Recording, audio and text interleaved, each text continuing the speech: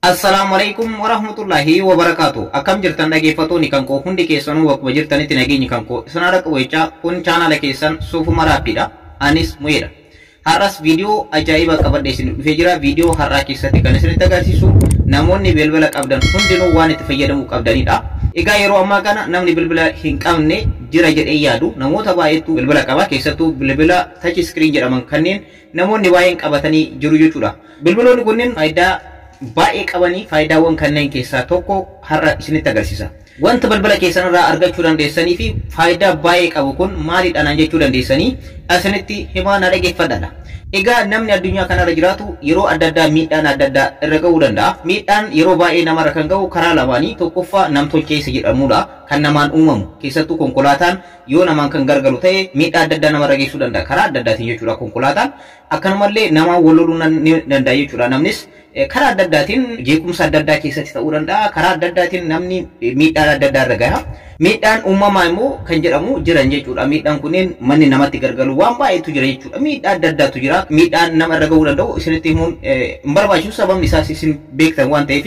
Egaa wanta kanarra viidiyoo kanarratti qabadhee isiniif dhufee miidhaan akkanaa yoo kan isin qunnamu ta'e bilbila keessanitti fayyadamtanii akkamitti nama naannoo keessanitti hin argamne hiriyoota keessan ta'uu danda'a, maatii keessan ta'uu danda'a, obboleessa keessan ta'uu danda'a, haadha manaa kee ta'uu dandeetti, akkanumallee abbaa manaa kee ta'uu danda'a. Namoota akkanaa akkamitti bilbila keessanitti fayyadamtanii yeroo sanitti miidhaan waan isinirra ga'e bilbila keessanillee bilbiluuf nama rakkisuu danda'a. Yeroo kanatti jechuudha bilbila keessan qofa paawar batanii isaa al sadii qofa tuquudhaan akkamitti nama biraa ergaan akka isiniif ga'u gochuu akka dandeessanidha kan isinitti agarsiisu. Kana jechuun battalumatti paawar batanii bilbila keessanii yeroo sadii yeroo isin tuqxan isin miidhaa irra jiraachuu dandeessanii namni isin ergaa san ergitaniif yookaan wanta amma sirreeffachuu qabdan kana sirreessitanii nama saniif yoo ergitan namni sun miiseejii sun isa bira gaha. Battalumatti lookeeshinii isinitti argamtan lookeeshinii banatee bakka isin jirtan barbaade balaa sanarraa yookaan miidhaa isin keessa jirtan sanarra dhufee tajaajila adda addaa isiniif kennuu danda'a jechuudha. Kanaaf waan ajaa'ibaati hundi keessanuu akka itti fayyadamtan abdii qaba. Amma yeroo akkanatti isinitti himu isiniif galuu dhabuu danda'a. Yeroo barnoota guutuu isinitti agarsiise garuu isiniif gala waan ta'eef gara barnoota keenyaatti osoo hin ce'in warroonni yeroo jalqabaatiif gara chaanaala keenyaatti dhuftan ana dhufu bagga nagaan dhuftan isin jecha warroonni chaanaala kanaaf haaraa taatan subscribe gochuun dagatinaa. Akkanumallee mallattoo notifiikeeshinii ol irra godhaadha. Yeroo hunda viidiyoo haaraa yeroo galleessu akka isin dhaqqabuuf maatiiwwan chaanalichaa share like gochuun dagatinaa. Amma gara barnoota keenyaatti ceena. Egaa dhaggeeffattoota kiyya wanti qabadhee isiniif dhufe kun waan ajaa'ibaati. Egaa bilbila keessanirratti settingii tokko sirreeffachuudhaan yeroo miidhaan adda addaa isinirra gahe miidhaan namtolchees ta'uu danda'a kan uumama isinirra gahetti yeroo sanitti bilbila namaaf bilbiluun isiniif mijachuu dhabuu danda'a. Sababni isaas miidhaan isinirra gahee jira waan ta'eef yeroo san bilbila keessan san paawar batanii isaa al sadii tuquudhaan ergaa hiriyoota keessaniif, maatii keessaniif, obboleettii keessaniif, obboleessa keessaniif akkanumallee maatii keessan ta'uu danda'a.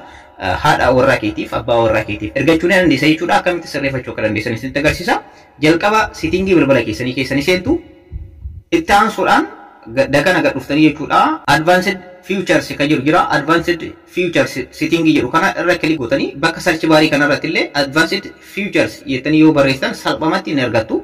Advanced features settingii jedhu kanarratti kilik gootan. Ergasii akkana gabbuutan jechuudha dhaggeeffattoota kan koo send SOS messages kan jedhu kana argaa jirtan jedhee yaada isarratti okeettanii ergasii tongilii kana on gootan isa of ta'e kana on gootanii yeroo kana haala kanaan isin dhufa asirratti wantoota tokko tokko isinitti himu. Jalqaba irratti settingii kana yoo sirreeffattan automaatikaalii paawar batanii bilbila keessanii al sadii yeroo tuqxan tokkoffaa wifi keessan lookeeshiniin keessan ni banama jechuudha. Akkanumallee miiseejii nama isin aad godhataniif isiniif erga jechuudha. Akkamitti ergu isinitti agarsiisa. Ergasii koontinuu jettan. Ergasii haala kanaan isin dhufa jechuudha dhaggeeffattoota kan koo asirratti start kan jedhu jira. Start kan jedhu kana kilik gootan. Haala kanaan yeroo isin dhufu dhaggeeffattoota kan koo create contact kan jedhuu fi select from contacts kan jedhutu jira. Asirratti wanta isinitti himu sirriitti na dhaggeeffadhaadha. Bilbila tokko tokko haala kanaan isin dhufuu dhabuu danda'a. Asirratti mallattoo eda'uu bakka jirtu kana tuquudhaan kontaaktii bilbila keessanirratti argaman yookaan bilbila hiriyaa keessanii kan maatii keessanii kan warra keessanii kan asirratti argamu fudhachuu ni dandeessanii. Warroon haala kanaan isin dhufe immoo create contact kan jedhu kun isa kana kilik gochuudhaan bilbila nama tokko asirratti guutan kan maatii keessanii kan haadha warraa keessanii ta'uu danda'a kan abbaa warraa keessanii ta'uu danda'a kan obboleessa keessanii kan fira keessanii kan barbaadan asirratti guutan jechuudha bilbila san asirratti guutanii save gootan. Haala kana fakkeenyaaf bilbila haa goonu.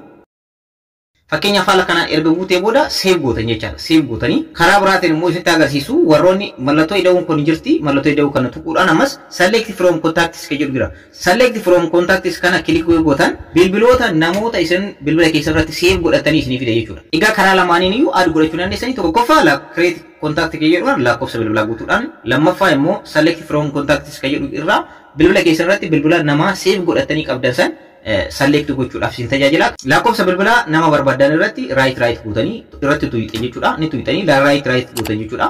Nama afur isiniif kenna. Bilbila nama afur isiniif kenna. Afran keessaa nama barbaadan irratti right gootanii ergasii dan ka jedhu jira. Dan ka jedhu kana kilik gootan.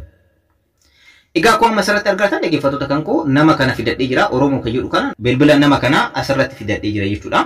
Yeroo delete gochuu barbaadan asirratti mallattoon delete jirti. Nama biraa itti eda'uu barbaadan mallattoo eda'uu kana tuquudhaan ammas kontaaktii keessan irraa select from contacts ka jedhu irraa bilbiloota nama biraa itti dabaluu dandeessan kan maatii keessanii, obboleessa keessanii, kan fira keessanii, kan haadha warraa keessanii, kan abbaa manaa keessanii ta'uu danda'a. Kan barbaadan itti dabaluu dandeessanii ani isinitti agarsiisuudhaaf tokko kana filadhee jira. Egaa amma already kontaaktii keessan erga filattanii booda dhaggeeffattoota kan koo al tokko duubatti deebitan. Ergasii save isinii godha. Jalqaba irratti 3 times 4 times ka jedhu jira. Message ergamu al sadimu ala fura irratti ergamu dafee erga jechaadha. Al sadimu ala fura irratti akka ergu barbaadan kan jedhudha. Sadi yookaan afur ni filatan jechaadha. Yeroo sadi yookaan yeroo afur jechuudha. Asirratti wantoonni kunniin lamaan attach pictures na attach audio recording kan jedhu kun Itoophiyaa keessatti hojjetu rakkoon qabu. Isa kana off gochuu dandeessanii. Warroonni biyyoota alaa jirtan garuu attach pictures na attach audio recording kan jedhu kana on godhadhaa. Warroonni biyya alaa jirtan jechuudha. Akkuma argattan send message to Oromoo ka jedhu kana gara Oromoo nama jedhamu kana bilbilaa jechuudha. Lakkoofsa save maqaa ittiin godhadhe malee lakkoofsa bilbilaati inni kun gongoreedha. Lakkoofsa bilbilaati garuu maqaa kanaan save go'aan godhadhe isin fakkeenyaaf caalaa jettanii save godhatan caalatu isin baya lakkoofsa bilbilaa osoo ta'ani lakkoofsa bilbilaa maqaa caalaa jedhamu sanii waan qabameef. Kunis akkasuma jechuudha dhaggeeffattoota kan koo already amma wanta as keessa jiraachuu sirreessinee jirra. Itti fayyadamuu akka dandeessan isinitti agarsiisa. Egaa dhaggeeffattoota kan koo yeroo miidhaan isin irra gahee sanitti battalumatti miidhaa konkolaataa ta'uu danda'a kan namaa ta'uu danda'a yeroo sanitti jechuudha dhaggeeffattoota kan koo isin miidhaa keessa waan jirtanii bilbila namaa kaaftanii bilbiluu dandeessanii garuu power batanii bilbila keessanii qofa al sadii tuqxanii meseejiin kun ni ergamaaf jechuudha nama saniif akkamitti akka ergamu isinitti agarsiisaa afaan turaan. Egaa amma dhaggeeffattoota kan koo wanta kana isinitti agarsiisuudhaaf data kan koos waan hundayyuu ni balleessa jechuudha. Fakkeenyaaf wifi itti fayyadaman ta'e wifi dha. Isin dataas ta'uu danda'a. Data keessanis balleessaadha. Ergasii immoo lokeeshiniin amma asirratti na biratti ifa ta'ee jira ni balleessa jechuudha. Isinitti agarsiisuudhaaf dhaggeeffattoota kan koo. Lokeeshinii kan koollee close godha jechuudha. Haala kanaan data illee balleessa jira. Wifi kan koollee akkanumallee lokeeshinii illee balleessa jira jechuudha. Egaa amma wajjin ilaalaa sirriitti nafaana bu'aadha. Egaa dhaggeeffattoota kan koo power batanii bilbila kan kooti al sadii ni tuqa. Tokko, lama, sadii. Egaa akkuma asirratti argartan wifiin bilbila kan koo irratti argamu banamee jira. Daataan bilbila kan koo irratti argamu banamee jira. Akkanumallee lokeeshiniin bilbila kan kooti ofuma isaatiif banee jechuudha. Al sadii qofa bilbila kana kan tuqe jechuudhaan power batanii kan koo al sadii qofa tuqe lokeeshiniin banamee jira. Daataan banamee jira jechuudha. Mee haala kamiin nama san bira immoo meseejiin akka ga'u isinitti agarsiisu.